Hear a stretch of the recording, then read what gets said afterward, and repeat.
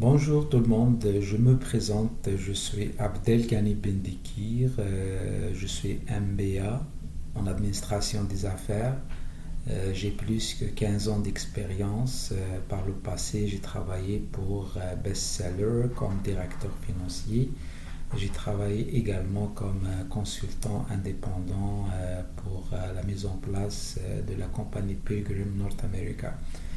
En tout cas, grosso modo, depuis 2015, je suis consultant indépendant dans le domaine de comptabilité et conseil pour les entreprises.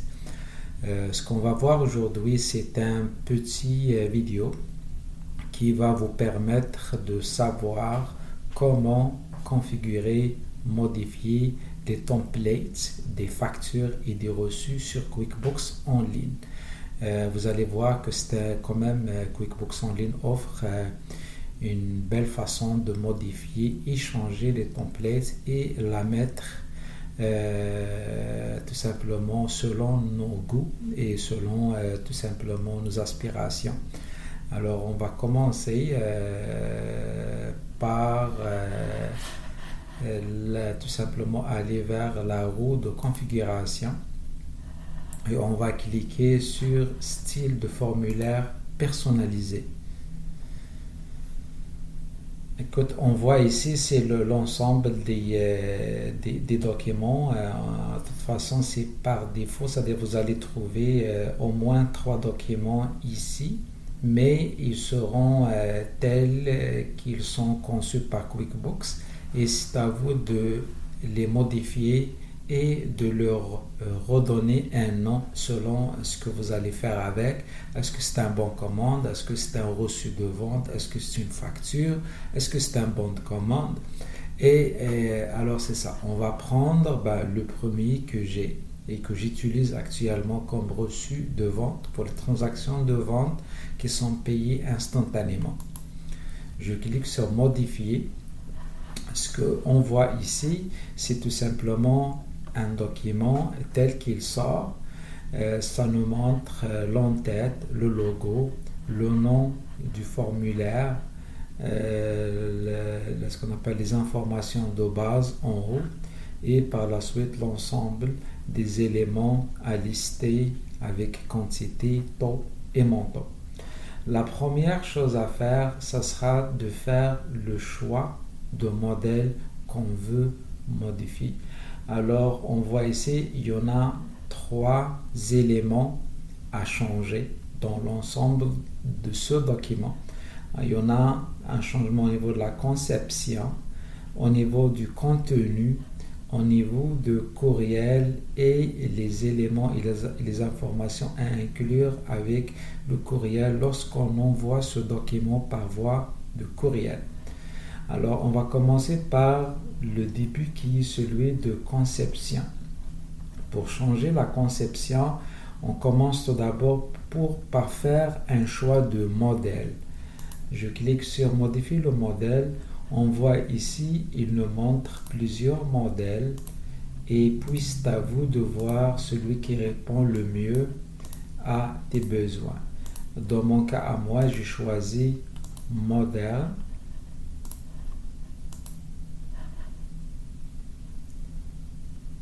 Je vais changer le modèle et une fois que j'aurai sélectionné le modèle que j'utiliserai pour mes reçus, je clique par la suite sur modifier le logo. La modification du logo, ça nous permet tout simplement de télécharger le logo de l'entreprise. Et ça, c'est via le clic ici à l'intérieur de la boîte sur le plus.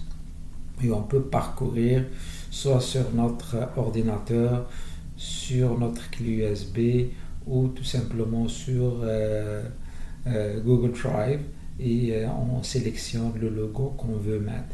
Et ça nous permet ici de sélectionner la grandeur parce qu'on a small, medium et large. Ça dépend de comment votre logo il est dans l'ensemble du document. Si vous trouvez que c'est pas assez grand, vous pouvez sélectionner moyen. Si c'est encore pas assez grand, vous sélectionnez Large. Et dans mon cas, moi, j'ai sélectionné Small parce que ça fit bien avec l'entête. Par la suite, on a la possibilité de changer la position. Comme vous voyez, il y en a position à gauche, position au milieu et position à droite. On peut également changer les couleurs. En cliquant sur les couleurs, les couleurs d'en haut, c'est pour les motifs extérieurs et celles d'en bas, c'est pour le motif de texte. Et on peut jouer avec pour voir c'est quoi qu'est-ce que ça donne le mieux. Et c'est sûr que chacun son goût et chacun a ses couleurs préférées. Mais dans la business en général, on a tendance à choisir entre gris, noir, bleu, bleu foncé majoritairement, mais pour ceux qui veulent mettre plus de couleurs, il n'y a pas de limite à ça. Par la suite, à la quatrième section, on peut sélectionner le type de caractère de l'écriture qu'on utilise ainsi que la grandeur.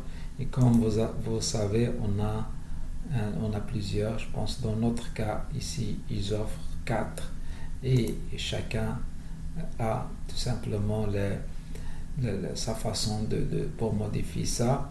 On a certainement la possibilité aussi de changer les marges. Ça, c'est beaucoup plus relié à l'impression. C'est des marges à droite et à gauche, en haut et en bas du document commercial qu'on est en train de modifier. Maintenant, on y va vers la deuxième section qui est le contenu.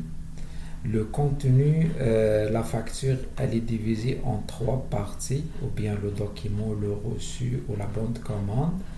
Et on clique sur la section qu'on veut travailler dessus, comme dans notre cas, c'est l'entête. Je clique dessus. Comme vous voyez, ça me donne les éléments qu'on veut ou on ne veut pas inclure dans l'entête. On peut sélectionner ou désélectionner selon nos besoins. Alors, c'est sûr que le nom de l'entreprise est important, téléphone, courriel. Le numéro d'entreprise, c'est selon le cas. Il y en a qui le mettent, il y en a d'autres qui ne veulent pas le mettre. On peut aussi rajouter d'autres adresses ou bien rajouter le site web au document en question. Et on a des informations sur le formulaire. On veut inclure le nom du formulaire. Dans notre cas, nous, c'est reçu, receipt. C'est ce qu'on voit ici en haut. Et ça peut être bon de commande, ça peut être liste, bien une copie du service, ou selon ce que vous utilisez et selon la nomination que vous donnez à votre document. Ici, on a coché le numéro du formulaire parce que chaque copie elle a un numéro qui est généré par le système selon ce qu'on appelle les premiers chiffres que vous avez configurés lors de la création de l'entreprise.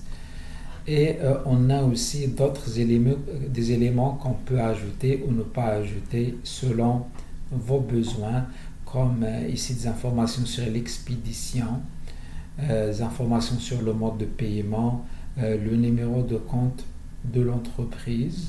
Et ça, c'est beaucoup plus des informations additionnelles et c'est du cas par cas. Il y en a qui le mettent, il y en a d'autres qui ne veulent pas tout simplement le mettre. Le courriel, c'est beaucoup plus aux informations qu'on veut attacher ou ajouter avec l'envoi du document par courriel.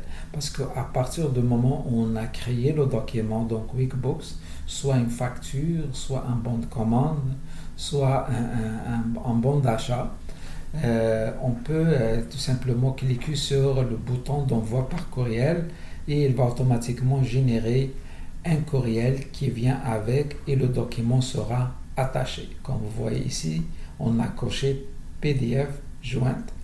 on peut rajouter des détails sommaires comme le montant total, la date de paiement, la date limite de paiement.